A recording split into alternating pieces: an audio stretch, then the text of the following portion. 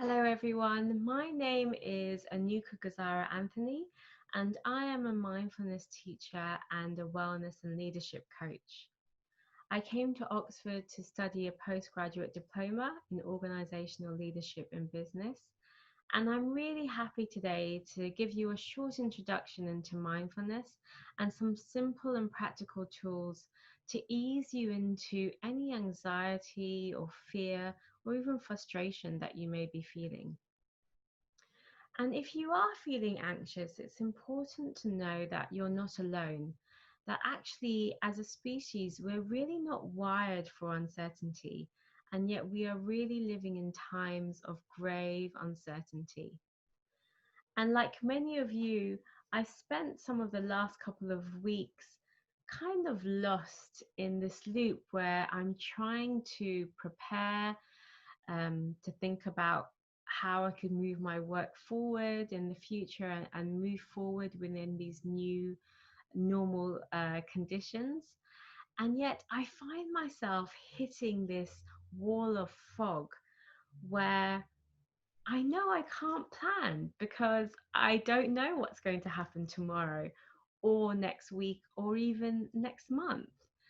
And so, for some of us who are trying to process what's happening or trying to prepare for the future, we may be caught up in this loop where we are in this survival mode of this flight or a fight situation.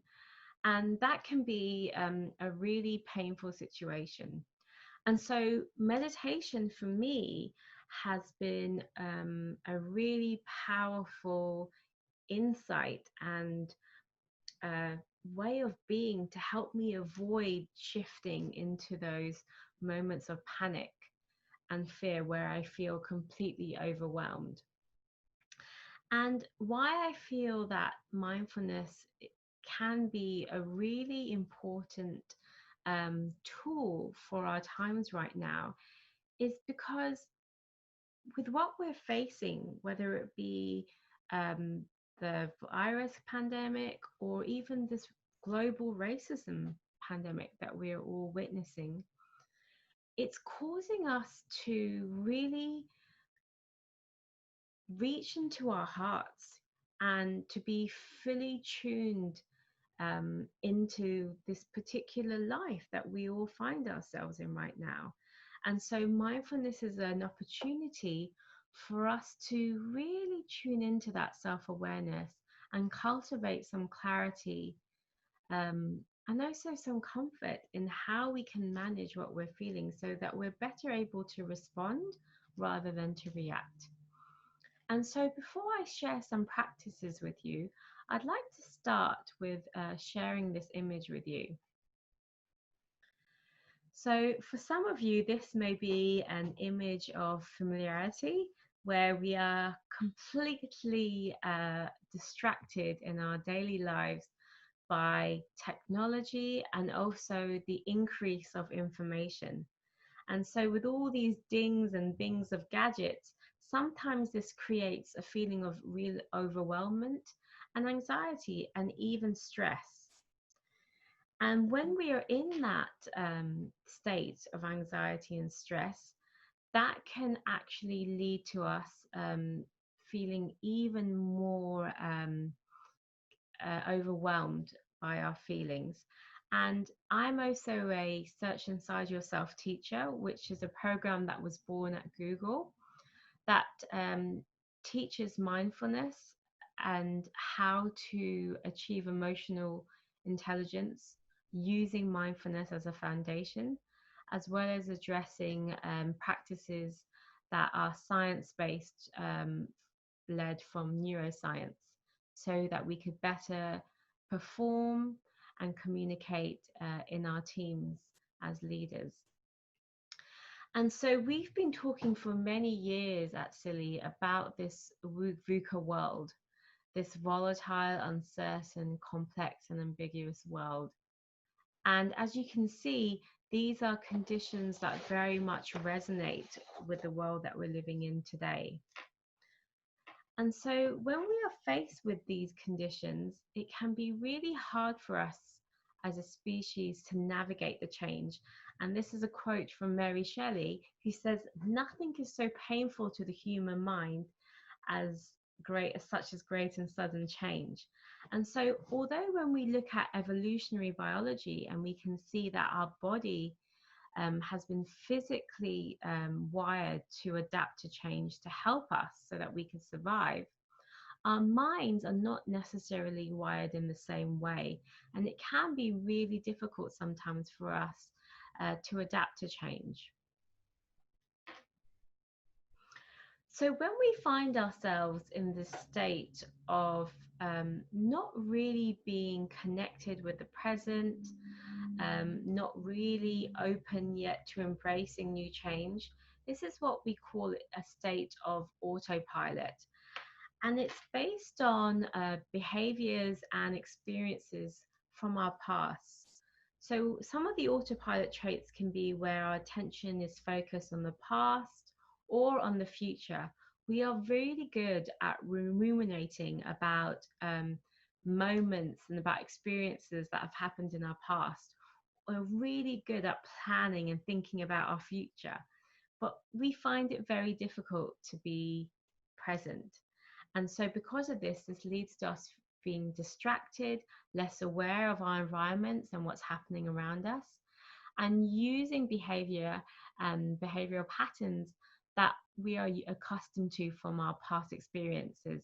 So for some of you, for example, who are drivers, you may have found once or twice in your driving experience taking that same route to a destination that you go to quite often, like maybe the supermarket, and finding yourself just arriving there and really not knowing how you got there and missing a moment or a couple of minutes. And that's because your brain was wired into a state of autopilot. Your brain was familiar with those past behaviors and actions.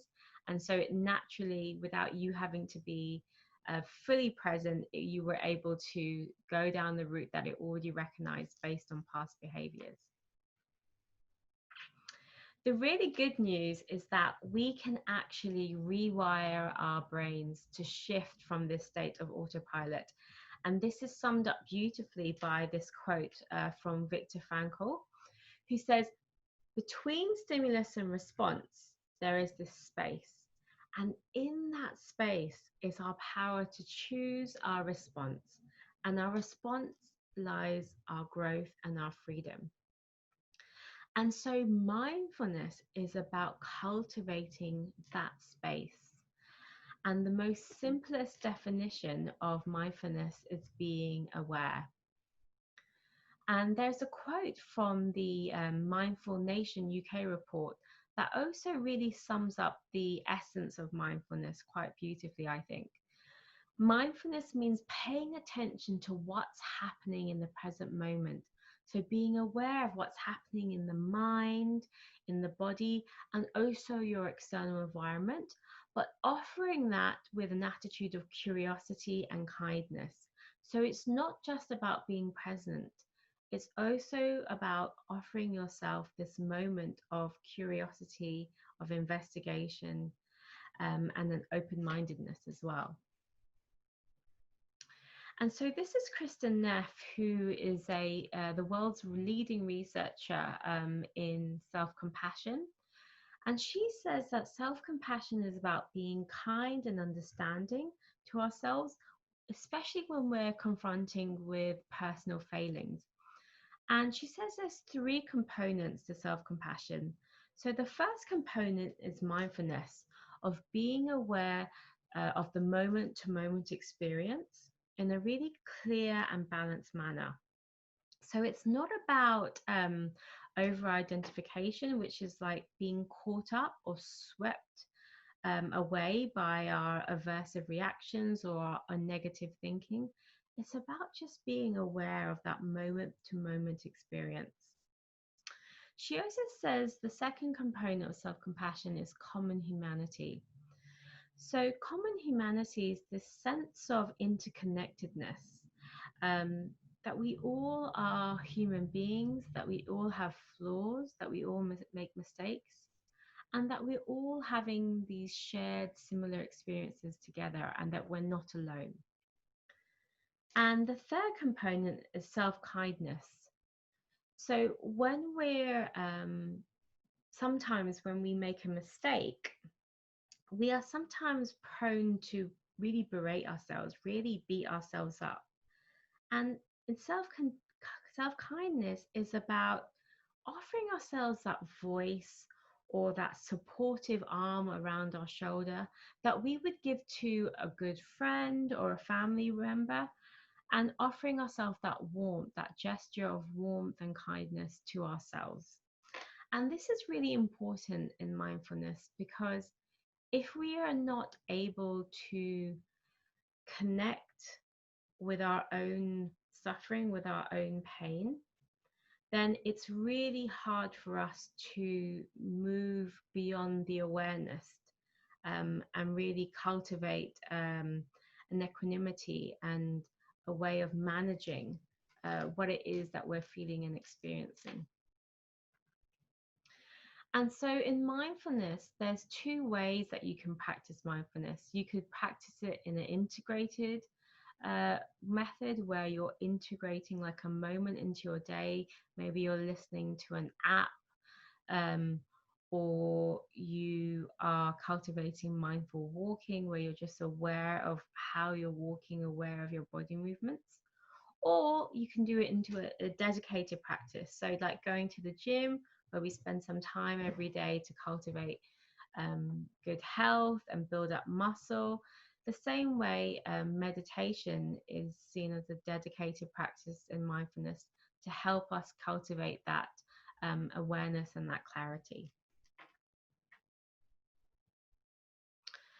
So this is just a summary of what we've just discussed. So mindfulness is really that movement from going from a state of autopilot to aware, and self-compassion helps cultivate that awareness of others and others' suffering, so that we're offering ourselves self-kindness in the same way that we would offer a friend or a neighbor or even a loved one. So now I want to share with you a practice that we call STOP.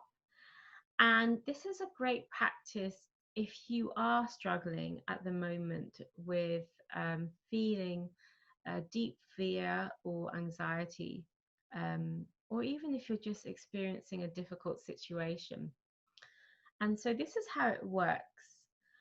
You stop, so you physically just stop where you are.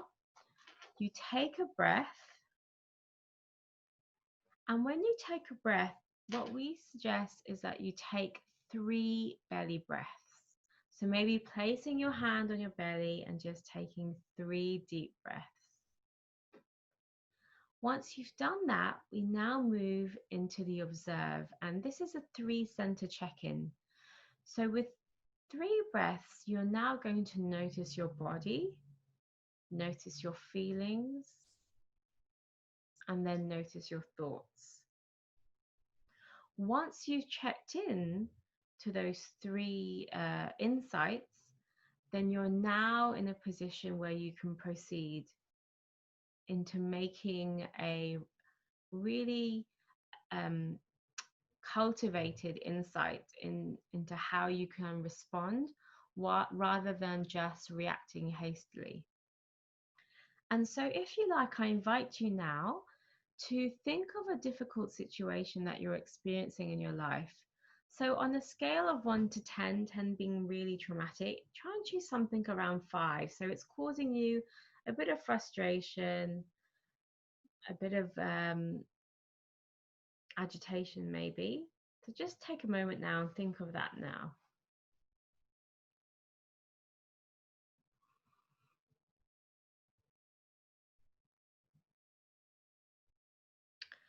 Okay, and when you're ready, let's proceed. So with your eyes closed, or maybe with your gaze unfocused and lowered down to a spot beneath you, just stop for a moment. Take 3 slow belly breaths. So if you like, placing your hand on your belly and watching the belly rise with each inhale and fall with each exhale. And then observe, just check in now. With your next inhale, just check in. Notice your body. And gently exhale. Your next breath, just check into your feelings.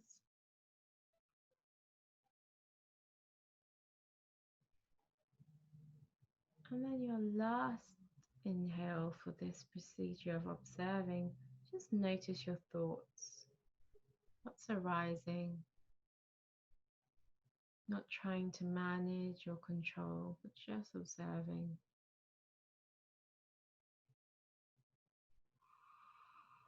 And then just letting go of that practice with an exhale. Slowly coming back to your breath. And when you're ready, opening your eyes. So you may have to do this a couple of times, but it can be a really good practice to do in the moment, especially if you're feeling triggered by something and you want to cultivate some time and space. Another way to manage heightened feelings, especially of anxiety, is through journaling. And so we offer you an opportunity to really take 1 or 2 minutes a day to just continuously write about any thoughts that you may be experiencing at the moment, especially any emotions that you feel when you think about uncertainty. And that's just another way to really tap into your unconsciousness and see what comes up, because sometimes you may write things that you're really not conscious of, but it's actually what your body's feeling, or it's in your subconscious. So that's another really a method to kind of process any anxiety that you may be feeling. So I hope you found this helpful. If you have any further questions of mindfulness, or if you're just intrigued about mindfulness and resilience, please get in contact with me at info@januaryjoyfulservices.com. And before we leave today, I just want to now take you through a simple body scan. So this is like an integrative practice, which we call in Search Inside Yourself Leadership Institute 1 minute to arrive. And I just invite you to just close your eyes, take a nice inhale, and as you gently exhale, just notice what's happening in the body. Notice how the body's feeling. Your next inhale, just check into the head. Notice any thoughts or questions that may be arising. And use the exhale to just gently soften and create spaciousness. And with the last inhale, just check into the heart. And maybe ask yourself what's important to you right now and what would serve you most in that moment. And when you're ready, gently opening your eyes and coming back into the room that you're in.